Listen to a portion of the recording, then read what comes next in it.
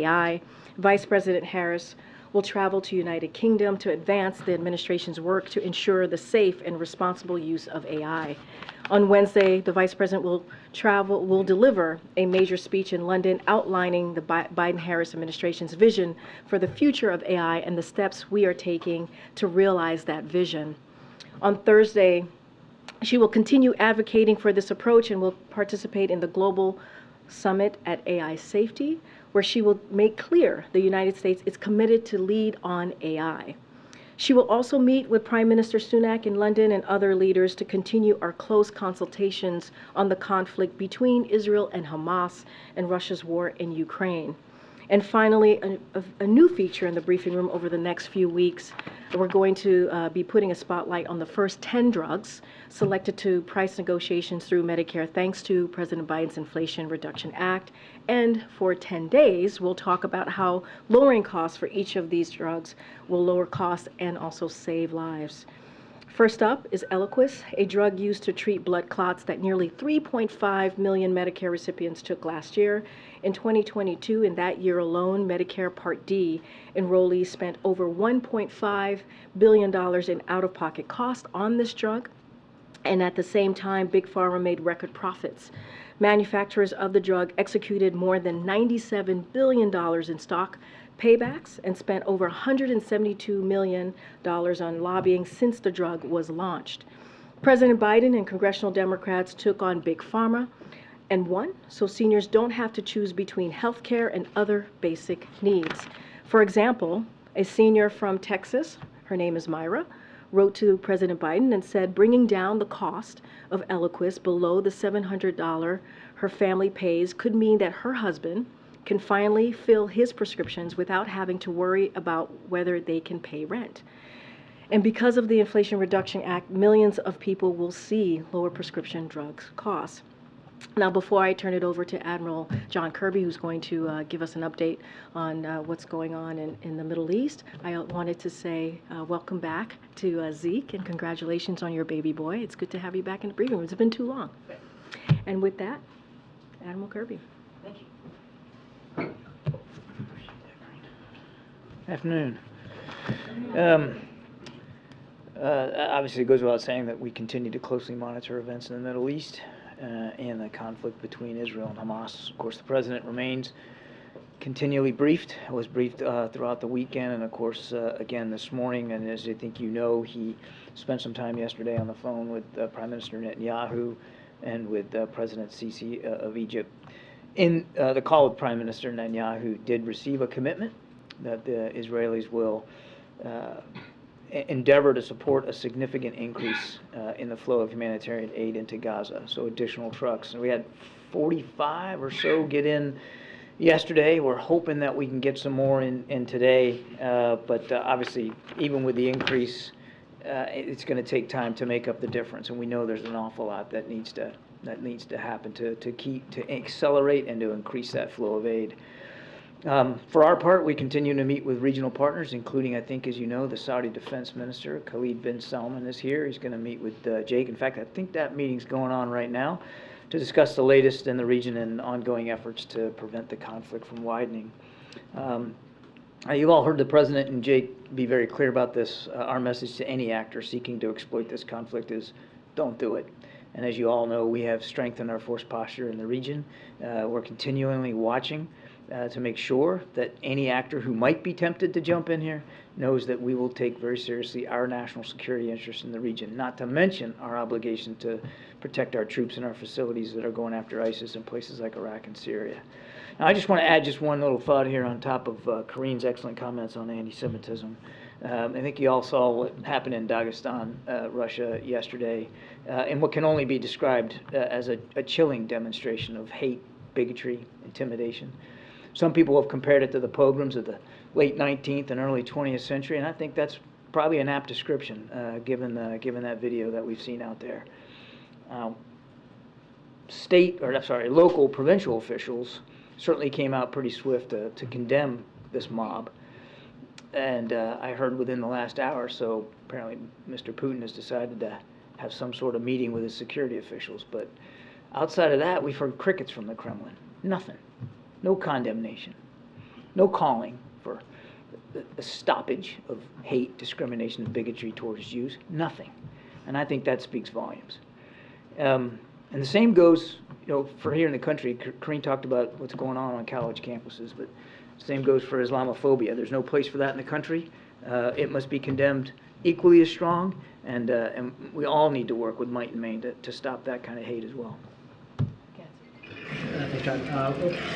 Over the weekend we saw the... I think that is like the coolest ringtone. I am a NASCAR fan, so like that, you've got to tell me where you got that, man. That is freaking amazing. So over the weekend we saw the stepped-up Israeli ground offensive in Gaza. Yeah. Does the U.S. at this point consider that, or when the president spoke with Prime Minister Netanyahu yesterday, do you consider an invasion of Gaza at this point? And does the U.S. What is the U.S. assessment right now of the Israeli objective in Gaza, the military objective there? And does the U.S. believe that eradicating Hamas militarily is achievable? There's a lot there. I'll let the Israelis characterize their ground operations. We're not going to slap bumper stickers on it here from the podium. They can speak to, and they did. They had a press briefing today. Defense Minister Gallant talked about what they're doing. And by all accounts, it appears that what they're trying to do is really put a lot more pressure on Hamas leaders. And when you're trying to go after the leadership of an organization, as we well know from our own experience against ISIS and against Al-Qaeda, putting that pressure, you have to be able to apply a discrete amount of force. And that's easier to apply with soldiers than it is to apply just from the air. So that's what they have described what they're doing, and I think I'll leave it to them. Now, as for your question, can you defeat them, I think is how you put it. Again, you got to be careful with analogies, but what we have, I think, demonstrated to a fairly well is that you can decapitate a terrorist organization, you can decimate their capabilities, you can render them a lot less effective. You're probably never going to get rid of the ideology that backs them up and allows them to recruit into resource. But look at ISIS right now. It's a shadow of itself. Remember, they were storming across Iraq and Syria with this big caliphate that they wanted to govern. It's a shadow of its former self. Still a viable threat, which is why we have some troops on the ground. But it's nowhere near the threat that it once was. And Al-Qaeda, the same thing. You can say the most recent intelligence community report an analysis that they have been rendered completely ineffective in places like Afghanistan. Doesn't mean that there aren't offshoots. Doesn't mean that they don't try to morph and change into something else. But we think that you can, in fact, have a tremendous impact on a terrorist organization's leadership, their resourcing, their capabilities, their ability to recruit, their ability to operate. Doesn't mean it all goes away, but you can. Two questions for you. First of all, does the White House have a view on this idea of leasing or otherwise obtaining Egyptian territory in the Sinai Peninsula for Palestinian refugees to stay on a temporary basis? I think right now, Trevor, the focus is on seeing if we can get safe passage out. And obviously, should we be able to secure that, we would have conversations with partners in the region, including Egypt, about what the capacity would be to provide some sort of temporary subsistence capability for the families wanting to get out of Gaza. Our sense is that they want to go back home. Many of them want to leave now, of course, and that's understandable. But there's not a desire by many, at least from our sense of it, that want to flee forever and go somewhere else in the world. So at some point, you got to start thinking through what that's going to look like, and I just don't know that we've had any solid answers to that right now. Did that come up on the CC call with Biden yesterday? I won't go beyond the readout on the call. Okay, and then related to that Rafah crossing, any updates on getting people out through that corridor? Unfortunately, no. I mean, but as you heard Jake say yesterday in a various set of interviews that he did, we're working on this literally by the hour to try to do that. We know we have several hundred Americans that want to get out too, and we're working on it. Admiral, you mentioned Putin's response or lack of response to this anti-Semitic mob at the airport, but his spokesman reportedly said that yesterday's events were largely the result of outside interference and that the security meeting is in part to discuss attempts by the West to use the events in the Middle East to divide the Russian society. Well, isn't that sweet? It's classic Russian rhetoric, isn't it? When something goes like bad in your country, you just blame somebody else, blame it on outside influences. The West had nothing to do with this. This is just hate, bigotry, and intimidation, pure and simple. And a good leader, a decent leader, would call it out for what it is, the way President Biden has called it out here in this country, instead of blaming the West for something and pushing it off to somebody else. And as the IDF enters this sort of next phase of this conflict, the president again urged Prime Minister Netanyahu to act in a manner consistent with international humanitarian law. Does the president still feel, or does he feel that Israel is abiding by the rules of war? Without getting into reacting to events on the ground in real time, which we're just not going to do, this is a conversation we consistently have had with our Israeli counterparts, and as you rightly note, it was part of the discussion yesterday with the Prime Minister, and you heard the Prime Minister today speaking in Tel Aviv about the efforts that they're undertaking to try to avoid civilian casualties. And I think that they certainly are making that effort. It doesn't mean that there haven't been civilian casualties. Tragically, there have been many, thousands of them. But unlike Putin in Ukraine, and unlike what Hamas did on October 7th, killing civilians is not a war aim of the Israeli Defense Forces. Their war aim is to go after Hamas terrorists. But if the president Terrorists, I might add, that are using innocent Palestinians as human shields. But is the president concerned that Israel is going to break the rules of war? And if not, why does the president feel the need to repeatedly bring this up in, it seems, every conversation that he has with him? Because it's something that even the Prime Minister brings up in the conversations, that they both recognize that as democracies, it's important to abide by the law of war and to protect innocent life and to try to minimize civilian casualties. It's not a lecturing. It's a reminder from two leaders of two vibrant democracies that this is what separates us from folks like Hamas. Thank you. I'm here, General. The U.S. ambassador to the UN said that we should not be numb to the suffering of Palestinians, whether it's the journalists, ordinary people, or aid workers. The number now is 53. Every time we sit here, the number goes up. And also, the Save the Children Fund said that the number of children who was killed in Gaza is more than the whole world conflict since 2019. So why do you think you keep saying that we don't want civilians to die, and you ask Israel to exercise restraint and to abide by international law? Why do you think your message is not getting through to the people in the Middle East? They don't believe that the U.S. is doing enough to protect civilians. Well, back to Mary's question, there's not a single conversation we haven't had with our Israeli counterparts to better understand what they're doing to try to minimize civilian casualties. And again, as friends can and friends should do with one another, to make sure that we're on the same page about that. And the United States is literally leading the effort to try to get humanitarian assistance into Gaza. And if it wasn't, quite frankly, for American leadership, I don't think you'd see. In fact, I know you wouldn't see the increase of the aid getting in. Again, we know there's a lot more that needs to be done, but it's because of American leadership on the ground and American convening power that we're able to get that aid in and try to see if we can sustain it. We're working very hard at this. I just want to repeat it. Every single innocent life lost is a tragedy. Every one, whether it's a Palestinian life lost or an Israeli life lost. Everyone should be prevented. There's no reason for these families to keep grieving. And we're going to keep doing everything we can to work with our Israeli counterparts on the minimization of civilian casualties. Just one more quickly. On the meeting with the Saudi defense minister, yesterday Jake Sullivan said that we should talk about the future two-state solution. Do you believe that Prime Minister Netanyahu, who publicly said he's against two-state solution, that actually this is something that you can discuss as we go forward and you're looking for a political outcome? Yeah, we've discussed it privately with our Israeli counterparts. And you heard the president in the Rose Garden last week talk about it publicly, right at the top of his press conference. It's absolutely something he's 100% committed to, and he still believes in the promise of it. Though it may seem a little bit more illusory now, we still believe it's the right thing to do for the region, for the world, certainly for the Palestinian people. Go ahead, April.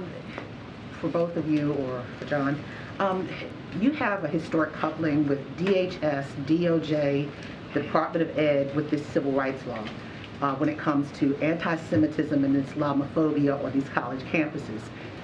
Because of this historic coupling, will there be stiffer penalties now?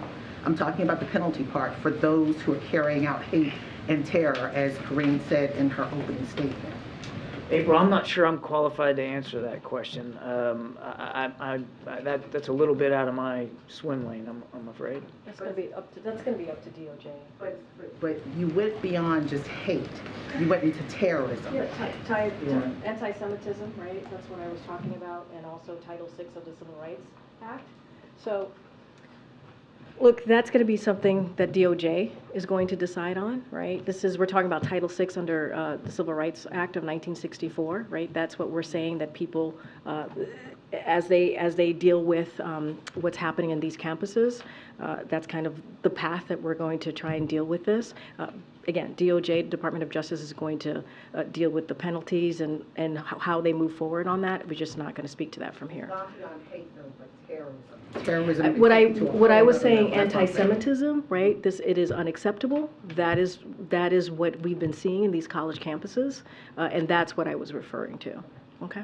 All right, Gabe, go ahead. Admiral, I'm sure you saw the number of pro-Palestinian rallies around the world throughout this weekend. How concerned is the White House that these demonstrations will spiral out of control? No, we believe in the right of peaceful protest, even if it's, espousing ideas we don't agree with. But we don't. Nobody wants to see peaceful protest turn violent or turn dangerous, the way that this mob activity did in Dagestan yesterday. So it's of concern, and it's something that we'll continue to talk about with our allies and partners. You mentioned also no update to the Rafah crossing negotiations. Yeah. At last check, the administration is saying that Hamas was holding that up. Is that still the case? What can you say with what exactly is holding up those negotiations as American families wait to see when those Americans are... It is still the case. They've been making a series of demands that we're not able to accede to. I know you'd like to know what those are, but I think in order to try to make some progress here, we're going to preserve a little bit of that publicly. But yes, Hamas is still the holdup. Israel is willing to let those Americans out. Egypt is willing to let them come out. The holdup is Hamas. Would you say the biggest sticking point is fuel at this point still? Again, I won't get into more detail on that. Thanks, Admiral. We saw today a renewal of fighting between Saudi forces and Houthis. The Saudis also said they intercepted a rocket that flew over their territory toward Israel. Are you seeing this activity in addition to what's been going on with Hezbollah in the north of Israel as Iran directing their proxies to ramp things up now that the ground offensive is underway? I don't think we know enough about these recent attacks that you're talking about to make a call here. Obviously, the Houthis have been backed and supported by Iran, but I can't tell you with any specificity whether they were specifically involved in directing these. I want to make it clear before anybody suggests that I'm somehow walking away from complicity by Iran. We know that they back and support and resource the Houthis. Same with Hamas, same with Hezbollah, same with these militia groups in Iraq and Syria. We've not backed away or shied away from calling it like we see it, but with these particular reports, I couldn't be certain. Thank you. So on Friday, the UN General Assembly called for a humanitarian truce. 120 countries voted for it. The United States voted against it. The death toll in Gaza keeps rising. Is the U.S. at any point calling for a humanitarian ceasefire? We do not believe that a ceasefire is the right answer right now. We believe that a ceasefire right now benefits Hamas. And Hamas is the only one that would gain from that right now, as Israel continues to prosecute their operations against Hamas leadership. What we have said should be considered and explored are temporary localized humanitarian pauses to allow aid to get to specific populations and maybe even to help with the evacuation of people that want to get out, move more to the south. We do support that. We do not support a ceasefire at this time. Are you afraid of being isolated in this? I mean, of being at odds with the international community? I will let other nations speak for their prerogatives on this. President Biden has been crystal clear about where we are on this. It's about making sure Israel has what it needs to continue to defend itself and to go after these Hamas leaders. It's about making sure humanitarian assistance can get in to the hundreds of thousands of people that need it, and it's about trying to find and get out hostages that Hamas is holding. Those are the three things we're focused on. As you continue to see U.S. military assets targeted in Iraq and Syria, can you say whether the concern about this war broadening out into a greater regional conflict, is it greater now than, say, a week ago?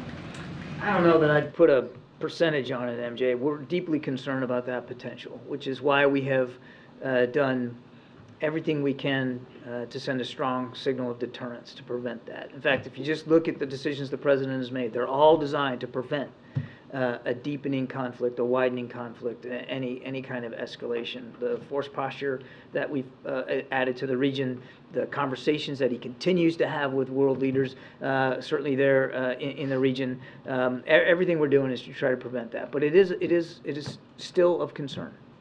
Can you say whether there's any kind of assessment at this point on the video that was released by Hamas just earlier today featuring 3 women who appear to be held hostage by Hamas?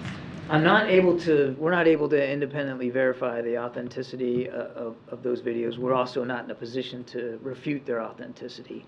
It's beyond reprehensible that Hamas would put these videos out there like that. I guess on one hand, for the families, I suspect that it would at least answer a question about their loved ones, but I can't imagine the added anguish and pain that it causes them to see their loved ones in such a state. I mean, but it's reprehensible that they would do that. And there remains no sort of proof of life video featuring American citizens as far as U.S. officials are concerned? Not that I'm aware of. A question on a follow-up. First, can you confirm reports that the U.S. believes Israel took steps over the weekend to shut down Gaza's phone and internet communications, and that it was the U.S. that convinced Israel to reverse those measures? I would just tell you that we're glad to see that the internet connectivity was restored. For 34 hours, the majority of Palestinians in Gaza had no way of reaching each other or the outside world. Emergency phone lines were down. The New York Times says paramedics were left driving toward the sound of explosions, and people were left to die in the street. What is your response to that? Is that upholding the laws of war? This is why we were glad to see the internet connectivity restored, so that first responders could do their job, so that journalists could do their job, so that more information could pass to the hands of innocent people in Gaza who want information about where to go, where not to go. I mean, we're glad to see that got restored, and yes, we were part of the conversations that led to that restoration. Phil? Thank you. I've got one question and then a quick follow-up. Israel recalled its diplomats from Turkey after the Turkish Prime Minister said that Hamas is a liberation group and called Israel a war criminal. What is the President's response to that kind of rhetoric from an ally? Well, we'll certainly let President Erdogan speak to his comments.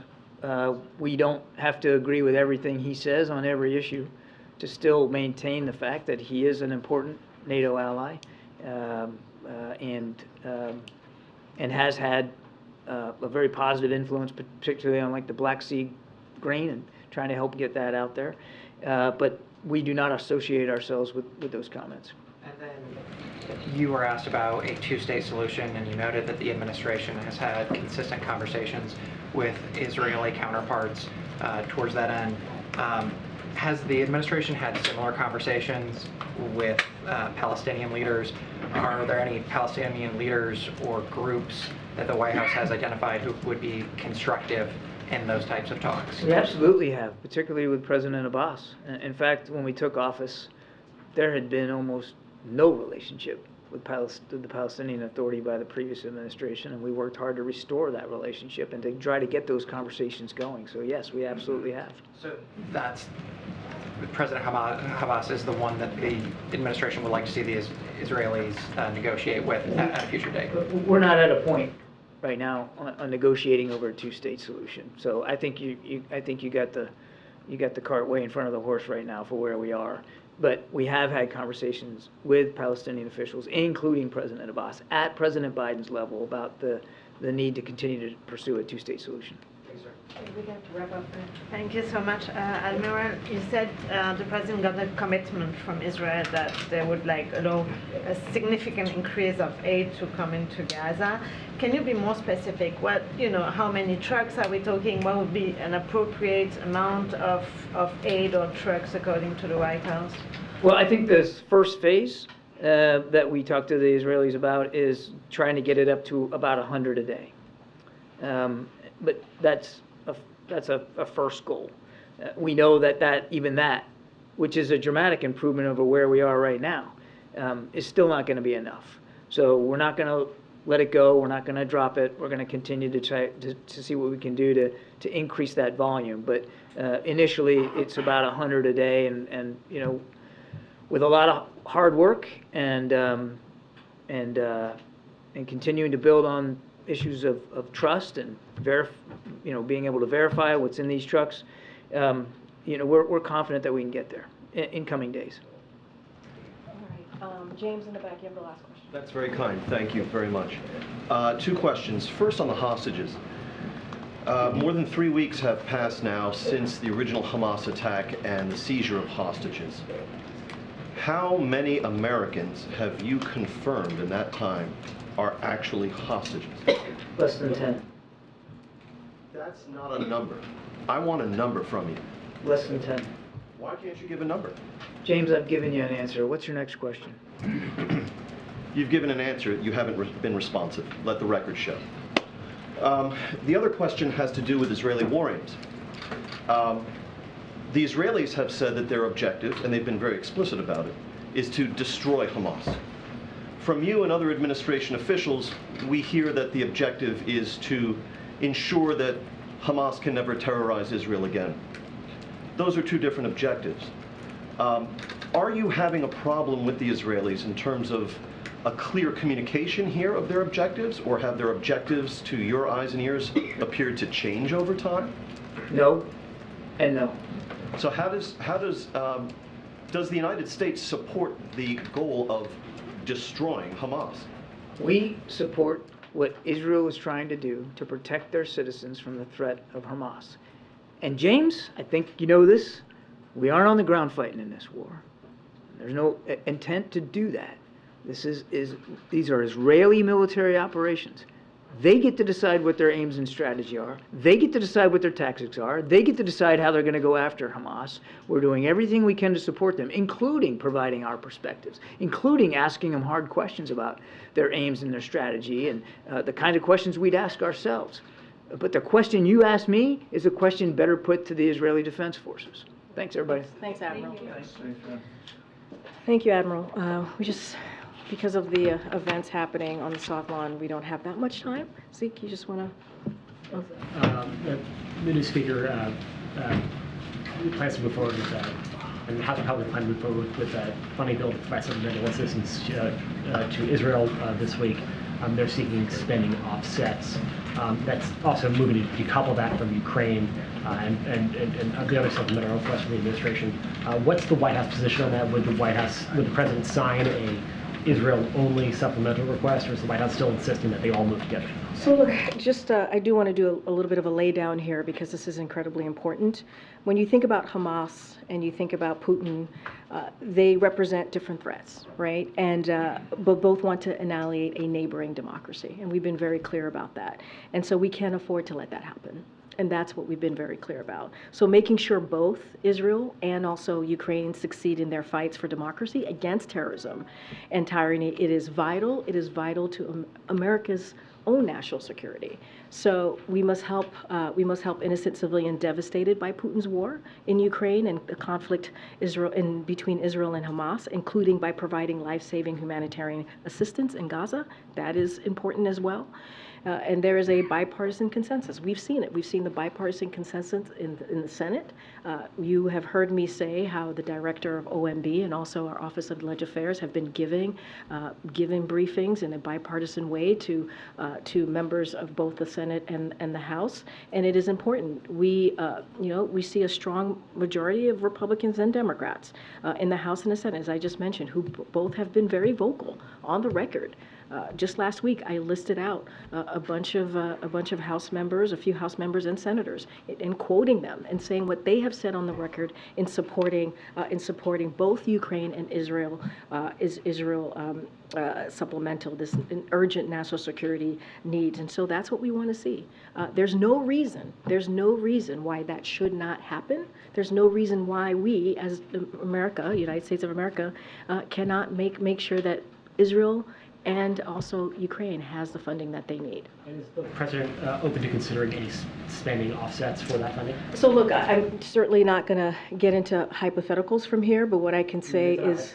House Republicans are calling for that right now. I understand that. I hear you. What we've been very clear about is that we want to see both move forward. We want to see both of the requests that we've made in the supplemental for the national security. We want to see both move forward because it is vital as those two countries are fighting for their democracies. So spending offsets, is that on the table? Look, these are emergency funding requests, right? We've been very clear about that. Like other emergency funding that Congress has passed with bipartisan support, they do not require offsets. They just don't. They don't require offset what we suggested, what we asked for, because they are emergency requests. Don't require them, but if the House Republicans want to have that, is the President open to well, considering? I am telling you that they don't require offset. These are emergency requests. That's not how it goes. Nancy, I haven't called it. Thanks, Greg. I want to ask you about the new executive actions that the administration is taking place in response to anti-Semitic threats. I saw the list, the DOJ involved, Homeland Security involved, CISA involved. Given the skyrocketing number of threats, is all of that going to be enough? So look, we've been very clear, and the President has been very, very focused, not just now, but since the beginning of his administration, on dealing with, and unequivocal, right? When we talk about hate, and there not being room for hate against Jews, not being room for hate against Muslims, and this is something that the President has been certainly steadfast on. Look, the announcement that we made, we're going to have DOJ and other agencies certainly be part of this, have conversations with the campuses and universities, and to see what else. This is the beginning, to see what else. Maybe there'll be other things that are needed, but this is how the President is showing how important this is, how critical this is, and how we have to take this very seriously. Just to list out a couple of things, the second gentleman today, as well as the Education Secretary, Miguel Cardona, and other Biden-Harris administration officials will discuss action in Biden-Harris administration is taking to counter the alarming uptick in reported instances of anti-Semitism. So they're going to have those conversations with the Conference of President of Major American Jewish Organization. That's important. We're going to continue to have other conversations here on the senior level as well. Later this week, you have Secretary Cardona and Domestic Policy Advisor Nir Tandon will attend a site visit at university and hold a roundtable with Jewish students.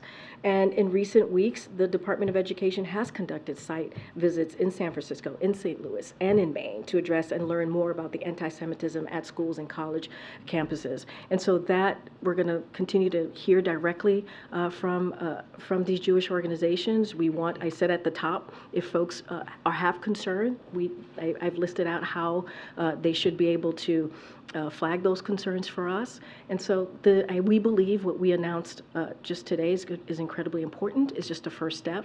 And there is no place for anti-Semitism. There is no place for it. And does the White House believe that college administrators are doing enough to deal with this problem? That is for them to speak to. Honestly, what we have been very equivocal about, anti-Semitism has no place in this country. there's no hate. There's no place or no room for hate. We've been very, very clear about that. I would refer you to them to speak to what they're doing on campuses. Okay, and this just recently happened, so you may not have any information about it yet, but there was an individual who was arrested for making anti-Semitic threats against a U.S. senator. Do you have any information about that? That is the first time I'm hearing of it. Obviously, we're going to condemn any form of hate, including anti-Semitism, including hate against Muslim community, Islamophobia. We've been very clear about that. We will denounce any form of hate, any form of violence, and we'll continue to do that from here. I've not heard. This is the first time I'm hearing about that particular incident. Thank you, Karine. Does President Biden think the anti-Israel protesters in this country are extremists? What I can say is what we've been very clear about this. When it comes to anti-Semitism, there is no place.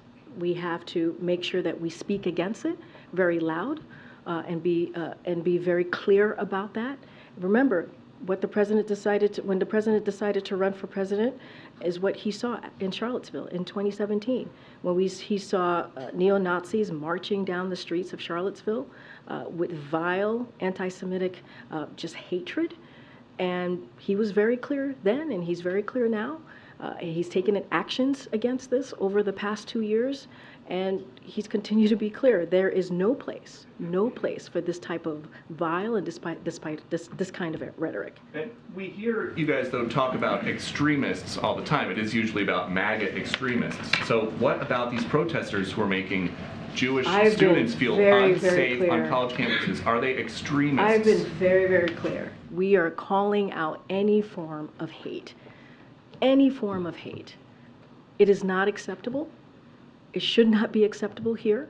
And we are going to continue to call that out. And let me be very clear. This is a president that has continued to have that fight in his office, in this administration. You know, when he repealed Trump's Muslim ban on his first day in office, that is something that this president did. He also established an inter-policy committee to counter Islamophobia, anti-Semitism, and related forms of bias and discrimination.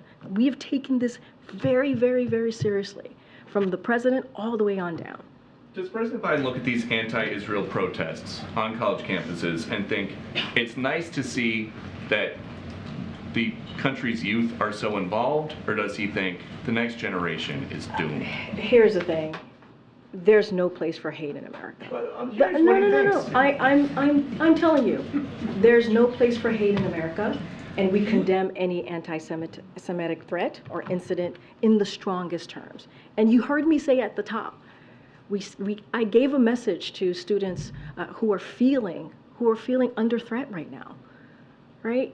You know, we're tracking these threats very closely. We are there for them.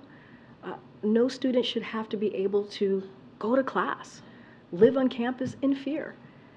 And, you know, these incidents, these reported anti-Semitic incidents at schools and on campuses, that should not be.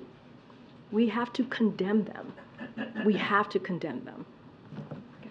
That's great. Could you tell us more about the president's meeting with lawmakers on AI tomorrow that he alluded to in his remarks? Who will be in attendance? I know Senator Schumer will be one, and what exactly is going to be on the agenda? Like, is he recommending pieces of legislation that should pass? So yes, as you know, the president signed this executive order, and it is a comprehensive executive order that the president was able to sign today. You saw him do that on camera, and the thing about that is it not only shows his leadership here in this country, but globally. And you're going to see the vice president obviously go to the United Kingdom to speak, to make a major speech at the global summit. So the president's going to have conversations with members of Congress as they move forward. You heard from Senator Schumer just now as they move forward in pushing legislation to deal with AI. And we believe this is an important step forward. What the president did today was just the first step. And it is comprehensive. It's something that we have not seen any global leader do. And now we need Congress to take action, to actually take legislation so we can actually put some laws into place. And so I'm not going to get into specifics on the agenda. We don't have anything to read out on any meeting. But the president, again, is going to lead on this effort as you saw him today, and as he's done in the past several months. We have to wrap up. Go ahead. Also on AI, is the White House experimenting or using AI in any way right now?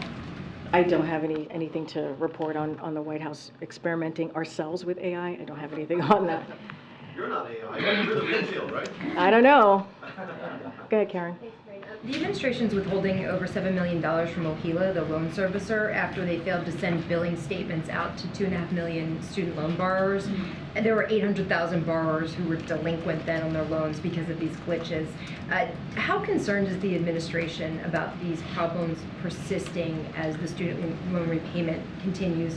And do you know how many millions of Americans might be caught up with some of these errors right now? So it's a very good question. I don't have a number of how many, we don't have a number right now to share how many Americans or borrowers, student borrowers are being affected by the glitches. Obviously, this is something that we take very seriously. This is something that Department of Education is dealing with as we speak to the glitches. Just don't have any specific numbers. As quickly, I asked you about this in July because Republican and Democratic senators had warned about this midsummer. They sent a loan to some of these service providers, or sent a letter to the loan servicers saying that they were going to be poorly prepared for the restart, and they were worried about problems like this. Why are these issues happening? Was this surprising to the White House that there are now problems when the repayments started? So want to get more information and get this more into context before I answer you on this question. Obviously, again, when it comes to the glitches that you're mentioning, we want to make sure this process is easy and smooth. So obviously we take this very seriously. I just don't have any details or specifics or data to share with you at this time. I want to go back to my team and connect with the Department of Education to get an exact understanding of what's going on. So I want to be actually really straightforward with you on that because it's important. I know. Just another quick one on artificial intelligence. It's one of the subjects of the culinary union's bargaining with the Las Vegas hotel and casino operators. Does the White House support their effort to get some kind of rules in place to prevent job displacement from AI? So look, as you know, collective bargaining is incredibly important. The president believes in that, especially when both sides come together in good faith. And that's what we want to see. It is up to them. It's up to the union to decide what is important for their members. So I'm not going to get into negotiations. I'm not going to get into specifics. What I can do is speak to what we just saw. We saw a signing ceremony. The president. As we know, AI is the most consequential technology of our time, and so we have to take this seriously. And if you want to realize the promise of AI and avoid the risk, we need to govern this technology. And you saw today the president leading on this issue not just here in this country, but globally. And so that is what we want to make sure is important. This was the most significant action taken by any government on AI. And so we're going to see the president, as someone just mentioned to me and asked about Congress. We're going to see the president continue to lead on this. We need Congress to act. We heard from Senator Schumer how they're going to move forward with legislation, and that's going to be important. And it should be done in a bipartisan fashion. I know I have to go. Oh gosh. Okay. Last one. Go ahead. Thank you, Karine. Well, I thought you were going to explode for a second. No, so I wanted to make sure that comes later. That my question is about, I know earlier John said that you don't believe in a ceasefire now. We don't have troops on the ground. And you've spoken about it obliquely, but what would the U.S. need to see and support the ceasefire in that region? I mean, what's the end game for us? I mean, the Admiral spoke to this at length and very, very clearly about where we stand, where the president stands on this. I don't have anything else to add. I mean, he was very clear about how what's important right now is to supporting Israel defend itself against terrorists. In a way that holds up the law of war and protects its civilians. That's what we want to see at this time. But as far as an end-game specifics, do you have specifics in mind that you... I mean, the Admiral literally spoke to this. What our focus is on right now is to make sure that Israel has what it needs to defend itself against these terrorists. That is our focus right now. And then finally, do you think that you'll be speaking, this administration will be speaking with members of Congress, House, and Senate prior to November 17th, which is when we face the next shutdown? I mean, I've said this over and over again. We have our OMB director, Shalonda Young. We have the Office of Leg Affairs. Well, they have had consistent, continued conversations with members of Congress throughout, not just the past couple days, but the past several months, and that's going to continue. All right, guys, tomorrow we'll be back. We'll be back. Thanks, everybody. Thanks, Karine. Thank you.